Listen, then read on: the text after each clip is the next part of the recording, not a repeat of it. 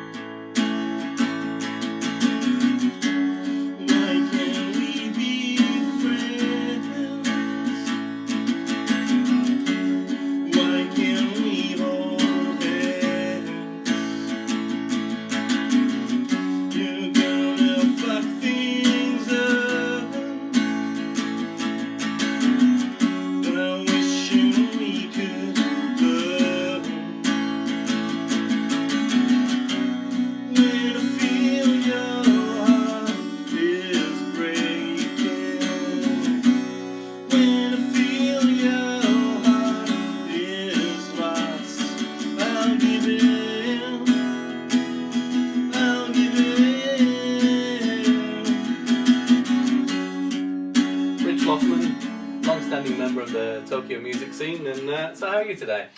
I'm alright. So I'm in my own living room, so I can't be more relaxed than this, right? Well, thank you for having us down to have a bit of a discussion today. So, so congratulations firstly on your new album. Thank you very much. And so let's start with a little bit of background first. Yeah, sure. So tell us a little bit about where you're from and how you ended up here in Japan. Okay, well, I'm from the UK. I'm from Birmingham, the home of Black Sabbath.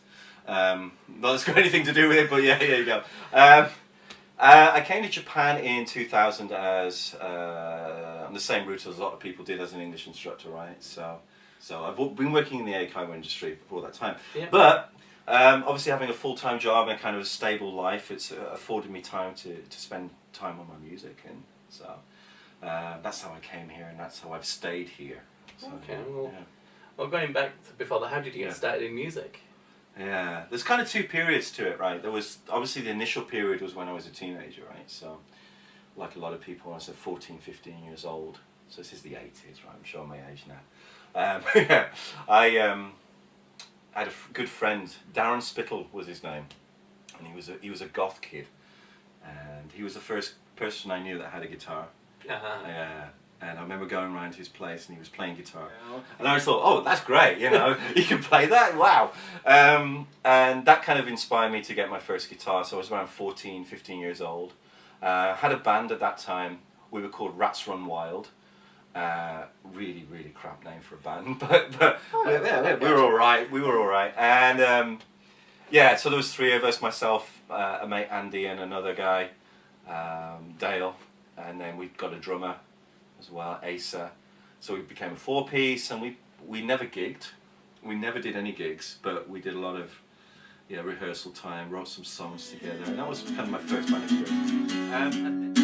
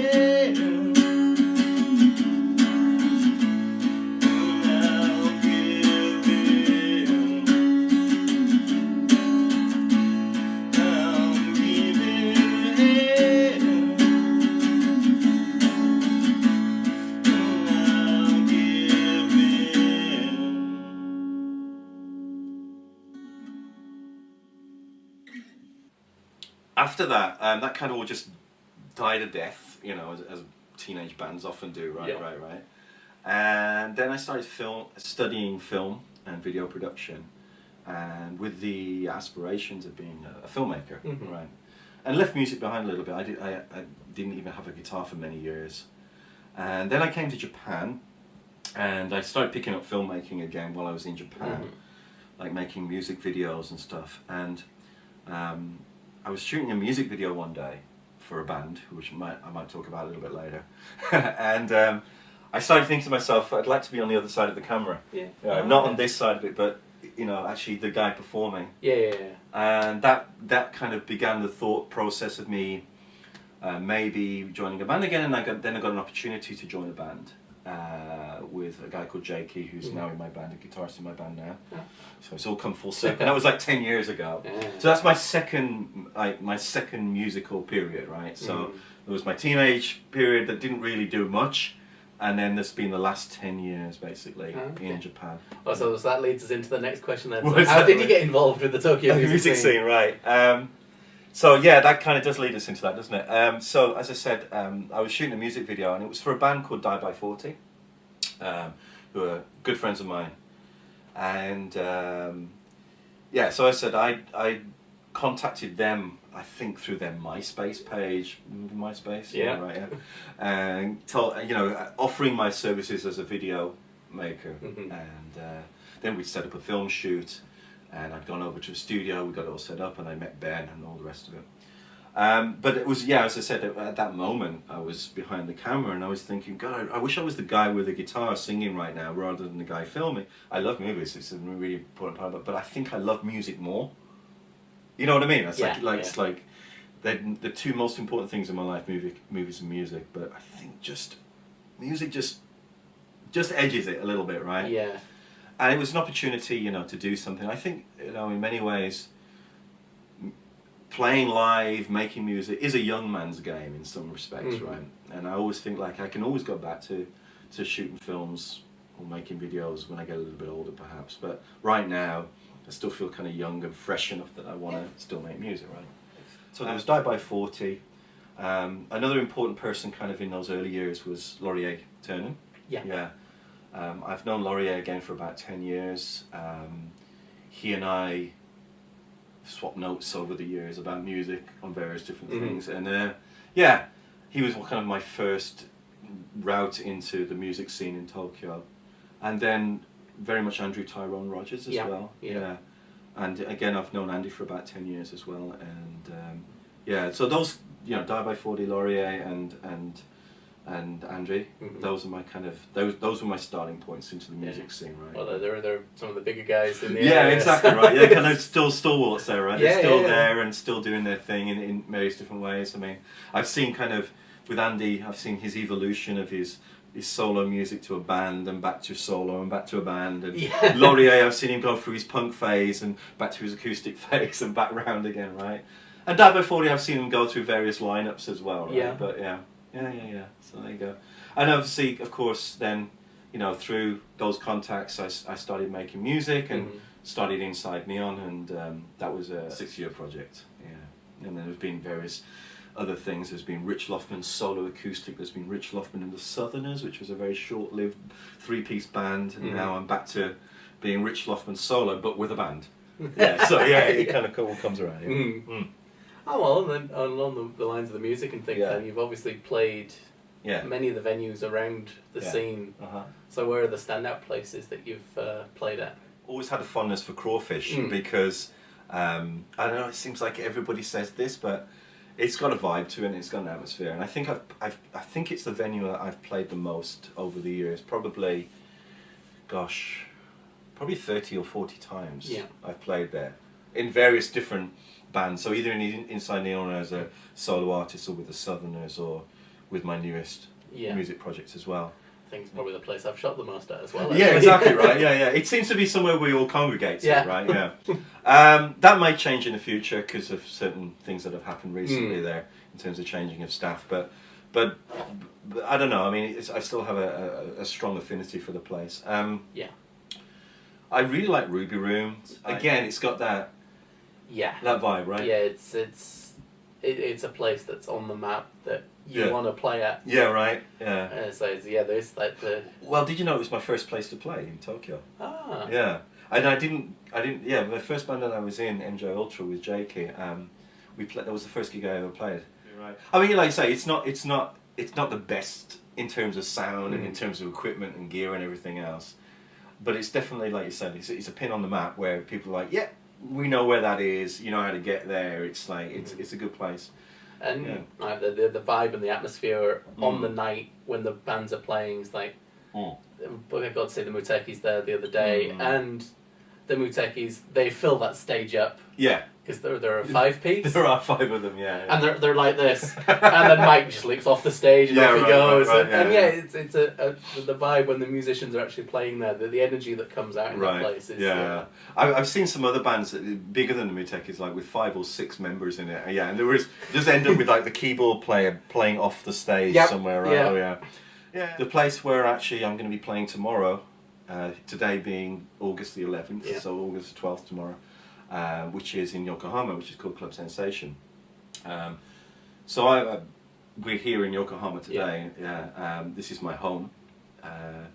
So this is kind of my local venue. I know that you're kind of part of the Chiba scene, so you've got your kind of your Anger and your Topaz Bar, you know, as your local scene. So this is my local scene, right? So I'm playing there tomorrow, and I really love that place. It's a bar with a stage. So it's not a traditional live house, but it's run by a guy called Michiaki Suzuki, and he's actually not like super famous. Yeah. But he plays in a band called Rain, spelled R-A:*IN. Basically, one of the members of that used to be in a very famous visual K band, and I can't remember the name of the visual K band right now. But yeah, so he's a proper rock and roller, right? Yeah. And has a lot of kind of the rock and roll glitterati kind of around him. But he's a really cool guy, and he's taken a shine to me and my music over the years, because he's a bit of an Anglophile. So he likes the fact that I'm British and I play a certain brand of British rock, I guess. So yeah, that's cool. So that's the place that I like in Yokohama. But you know, there's lots of good live houses there, and I've played over the years. You know, there's a place in Iidabashi called Space With, which is really cool. But a lot of the really cool live houses that are pay-to-play venues. Yes, yeah. And I'm always reluctant to shell out that kind of money, right? When I can play it somewhere else. Yeah. I mean, like a live house gig every 12 months or so. Yeah. Once in every 12 months kind of works, right? A big one, yeah. Yeah. But you know, you play in Chiba in Anger, right? Yeah. And that's a great place to play. Yeah. And that's a proper live house. Yeah. Yeah. Because I played there just the once, right? And I loved it. Yeah, you brought the guys down, yeah. I did, didn't I? Yeah. You know, one thing I really liked about Anger was like the pre-gig meeting, right? I just love that. That was just great. I'd never experienced anything like that. Everybody sitting around, hey, I'm this. And, right. And kanpai, everybody, and gabarimashou! Yeah. And then on with the show, And on with the show, right? Exactly. Yeah, it was good. I like that vibe, yeah. I'd definitely like to play more gigs in Chiba, but it's just so far from me, from Yokohama, right? Oh, yeah, it's all right. So you mentioned your style and things, so obviously you've had different projects that have got different styles. So how would you classify yourself now to then? I think honestly that, Andrew, when you I've been asked this question before, right? And it's really difficult, I think, to define your own music by genre. When I released Volcanoes Close Airports, I uploaded it to iTunes, and they classified me as indie rock. Right? Now I don't know what that means. I don't know what that means. I mean, indie rock. I mean, what is indie rock? I mean, it's everything from, you know, Lords of the New Church to Muse. I don't know what that is. Right? It's like you know, it's a very, very broad genre. Yeah. I think that there are elements of alternative music. Obviously, when I was a teenager, I was a goth. like I mean like a proper like black hair and makeup and leather jackets and stuff, right? Oh, yeah, proper. I'm talking about UK goth here, not the American version of it. So I think that has a certain influence on me. That darkness. So Sisters of Mercy and Fields of Nephilim, and that was something, and the Cult, and the Cure, and I think some people have said to me that a lot of my guitar work reminds them of that era of British music. Yeah, I can see that. Right. You know, the kind of the single pick notes and a lot of the heavy delays and chorus sound. So there's definitely that influence. There's also obviously my 90s era influences, which is kind of separated into sub pop stuff and Britpop stuff. Yeah. Right. So there's that as well. So there's a little bit of American alternative early 90s Nirvana era stuff, and there's also a little bit of Oasis and Blur and all the rest of it. Yeah, there. But there's also electronic music as well, so there's kind of there is dance. that undercurrent in your music there. Yeah, right. So there's kind of there's a little bit, there's some trip hop in there. There's some big beats in there. There's some there's some orbital there buried in there somewhere. So there's all that as well. Yeah.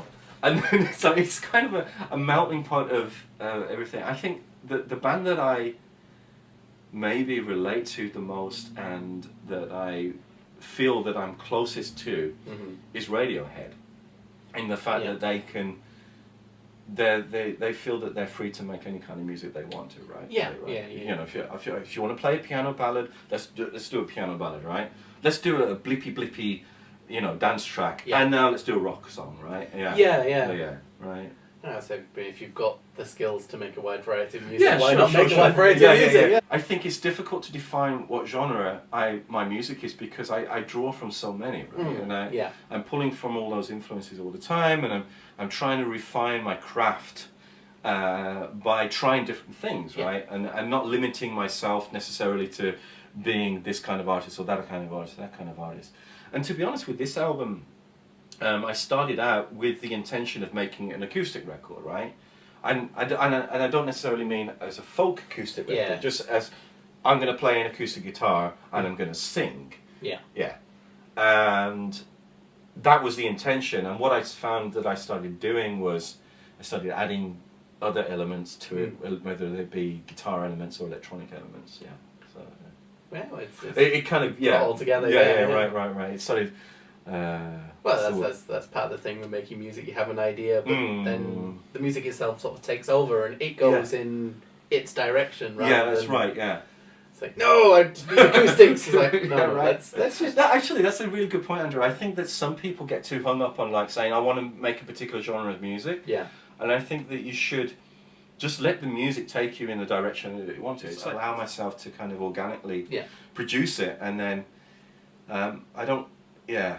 I know you're going to ask me about this in a minute, so let's move on to maybe that one, Okay, so you've spoken a little bit about some of the music and the musicians that have given you influence there. So, are there any others that you draw on, even like some of the early music and things? Obviously there's a lot of different influences. I think that my favourite band of all time is the Cult, right? I wouldn't say there's many elements in the music I'm playing now that are particularly cult-esque, if that's a correct term. I don't know. Yeah, but they've always been my favourite band, and Billy Duffy, who's the guitarist in the Cult, is a hero of mine. So the guitar sound that I've crafted, and you'll probably hear it on this record, is particular to me, but also particular to a certain aesthetic that I enjoy, which is heavily delayed and chorused. And I think if I was to pinpoint one musician who's been an inspiration through all of my projects, through all the music I've ever worked on, it would be Billy Duffy. That's that. But the songs themselves, where do you get the inspiration for those? Yeah, that's a tough one. I've often described the way that I write songs as being like a constant dripping tap. Yeah. Right, which is, I don't think I've ever set out with the intention of writing a song. Does that make sense, right? Yeah. Like I've never sat down and go, today I am going to write a song. Yeah, I've never done that. I've never like ever really done that. I know that some people do, and more power to them if they can do that. But I just don't have that discipline. No. The inspiration that I get comes from all sorts of different sources. Obviously, if you're listening to a song. Yeah. On your headphones or something, you're walking down the street and you think, oh God, I really like the way that's structured, and I'd like to write a song that's similar to that. It's never going to sound like that song, right?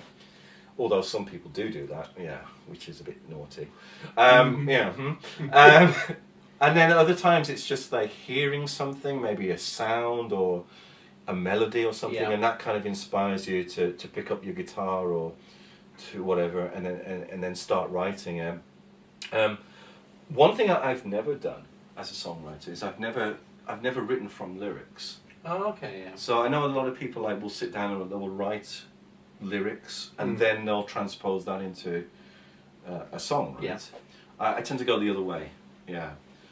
You know Johnny Barefoot, right? Yeah. Yeah, of course. I believe Johnny told me that he writes his lyrics first and then writes his music around it. Mm-hmm. Yeah. I've never been able to do that. I've tried it. I've tried, sitting down and writing, a whole bunch of verses and choruses, and then picking up my guitar and thinking. I just I just don't know where to start with it, right? I'd rather pick up my guitar, start fiddling around with it, and then from there, kind of see where that goes. Yeah. So this is Wasted Flames.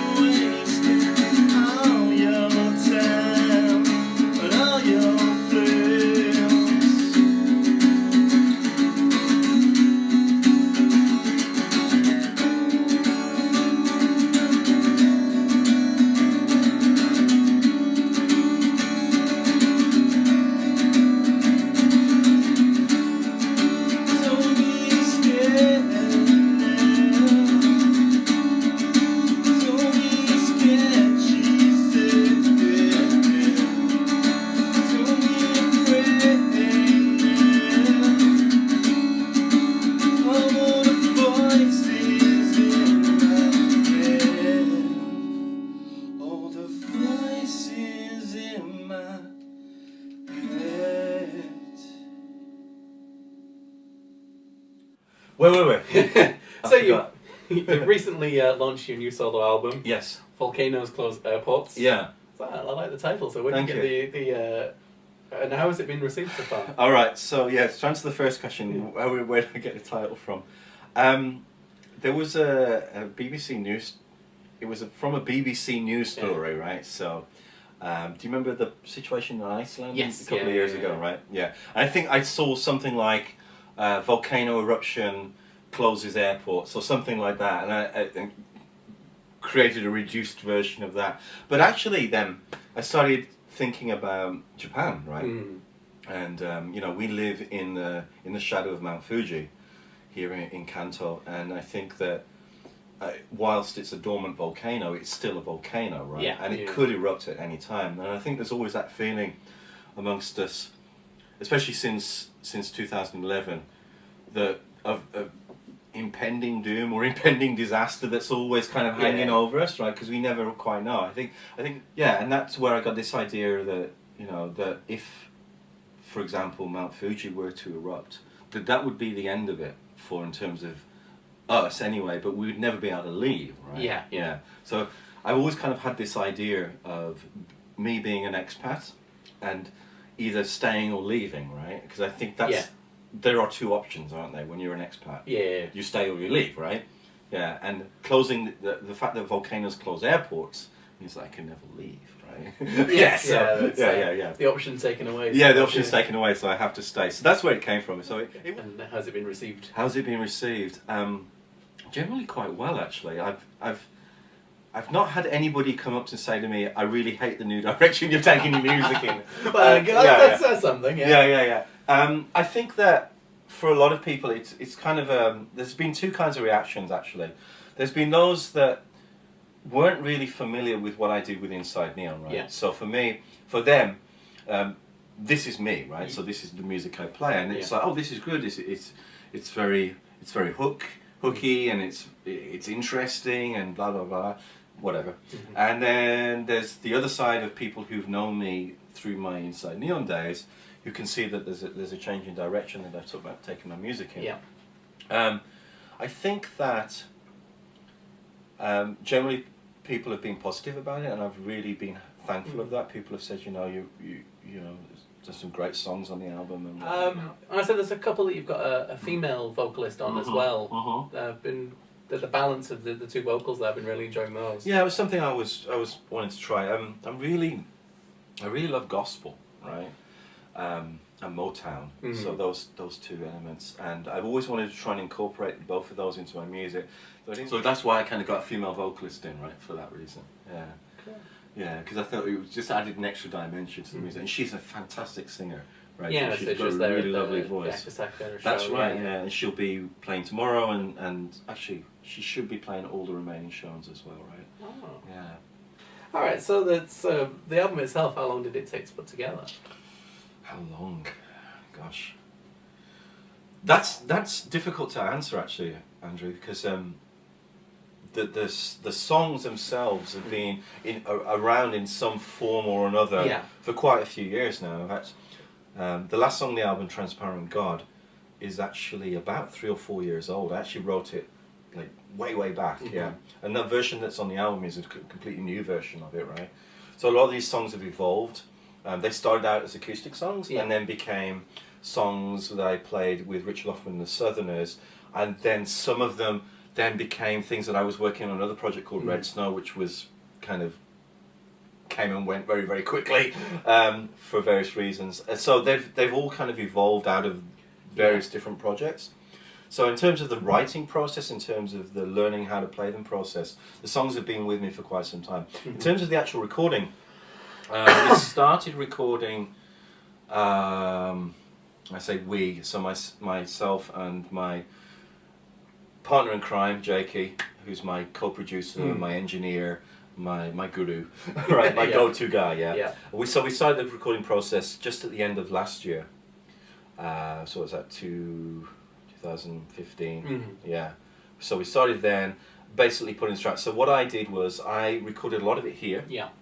So all the basic drum tracks I did here by myself, although Jakey augmented them a lot when he got them. I did most of the electric guitars that you hear on the album were all done here, recorded here. And then I took those 10 tracks over to his place, and then we added the vocals, the acoustic guitars, the bass lines, the backing vocals. The whole process probably took about 6 months. Yeah, to do that. I mean, we probably could have done it in a short amount of time, but just availability of my time and his time was yeah, of course. When you've got real life to be contending with as well. These things come and go. Yeah, absolutely. So the album itself, you obviously you sound pretty happy with it yourself. And are there any tracks on there that are particularly favourites of yours?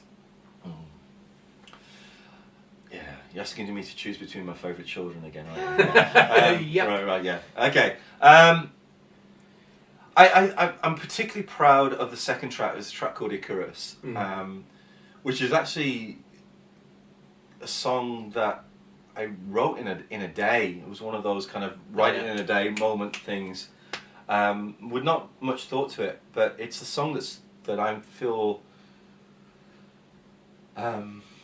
most attached to, like emotionally and just in terms of it. I just think it's a beautiful song, right? And I hate to say my own songs are beautiful, right? It's like, you shouldn't really say that, Rich. Let other people tell you whether your songs are really good. Yeah, fair enough. But you've got to have a certain amount of attachment to them to be able to share them. Yeah. I mean, I like them all. I think I'm really proud of this album. I think it's a very strong record, and the feedback you asked me before about the feedback that I got, and a lot of the feedback is like, this is a really strong set of recordings, right? Yeah, they'll work together. Exactly, nice. Right? Yeah, and there's only 10 tracks on the album. One of those is an intro track, and I was keen to, not have too much, to kind of. I'm not very keen on albums that have 15, 16 tracks on them, to be honest. You can get a bit lost in them. Yeah, you're right. You're like, I wouldn't have put that on the album, or I wouldn't have done that. So I think like somewhere between 10 to 11 songs is enough for an album. Yeah, I thought that all 10 songs on there were pretty solid. But Icarus, I think, is the one that really... When I listen to it, I'm like, did I write that? Really? Did I write that song? Wow. Good job, Rich.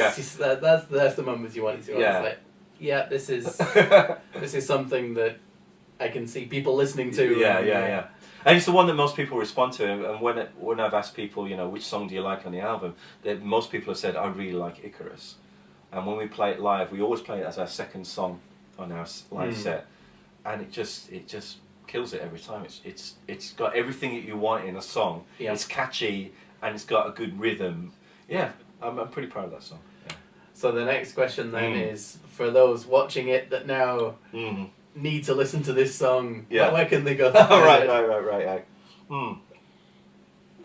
So the album is available on iTunes and on Amazon as MP3s, so you can download it. So all you need to do is just type in Rich Loffman, and I think if you just type in Rich Loffman, I'm the only Rich Loffman on iTunes. So you're not gonna exactly right. So you're not gonna confuse me with any other artists. Yeah, so that's so good. Of course, you can go to my homepage on Facebook, which is richloffman.music. I'm also on Reverb Nation as well as Rich Loffman. Yeah. But we'll put some links in the description for Thank you very much. The place that you can go pick that up, and find out more information about yourself. And then you've mentioned a few times about shows coming up. Obviously, you've got one tomorrow, which by the time this goes live will probably be a bit late for. I think we will probably have rocked it, and it will probably would have been a really good show, right? Yeah. God, I'm sorry you missed it. Yeah. Very good. So what have you coming up? So the next show, in August the 21st, we're playing at Papera, which is really cool venue. I didn't mention it earlier when I was talking about venues that I like, but that's cool. Curry and beer and music. Yeah, it's good combination. Good. All my favourites. And then next month, in September 23rd, we have a show at Ruby Room. We'll be playing with a band called Summer Olympics, which is the project of a guy called Greg Frodotsko. They're really, really cool. They improvise kind of this really cool space rock stuff on stage. Oh, okay, it's all instrumental. Yeah. It's all improvised instrumental stuff, but it's really, really good. like solid music. Yeah. Oh, nice. Yeah. Well, So we're that's gonna play with one those to guys. check out, yeah? Yeah. Absolutely. Okay. Yeah. Oh, well, then, thank you for having us, and Yeah. let's wrap this up. Obviously, the photography channel. Uh-huh. Last question then is, where do you recommend for me to get out and take pictures? Well, Andrew, we're here in Yokohama, right? So there's no better. I don't think there's any better city in Japan for photography. Minato Mirai, for example, is great both in the daytime and the nighttime for photography. So if you're looking at doing nighttime photography, Minato Mirai is so good for that, with the lights and everything. What I recommend you do is get out on one of the boats, and start shoot out now. Now, to mention the boats, another thing that you can do in this area in Yokohama is you can actually get a boat ride around the industrial areas, where basically they'll take you around all the factory areas at night. Oh, yeah. So all the factories and all the I don't know what you call them, chimneys and everything are all lit up, and it's really quite stunning. Interesting, yeah. And I think you would like that, I think I'd have to put that one on the list of things to do. Yeah. So basically, anything that involves getting on a boat, getting out into the bay, and then taking pictures of what you see at night, I think is the best thing. Yeah. But Yokohama is a beautiful place to take photos. I think also, getting down in the Kanagawa area, down towards Kamakura, Enoshima, there's some really good places to stay for. Getting onto Enoshima Island, and then looking at the coastline from there, there's some really nice shots. That's another one that's on the to-do list. Yeah. There's a photo I took, actually, it's on my Facebook page of Enoshima City from Enoshima Island, where it's like this little thin slither. I'll show you. It's beautiful. Yeah, it's really nice. Wow. Excellent. Well, thank you very much for inviting us down to your home and playing a few songs for us. Thank you. Check out all the links in the description, and we'll be back for more music room sessions. Stay tuned for more.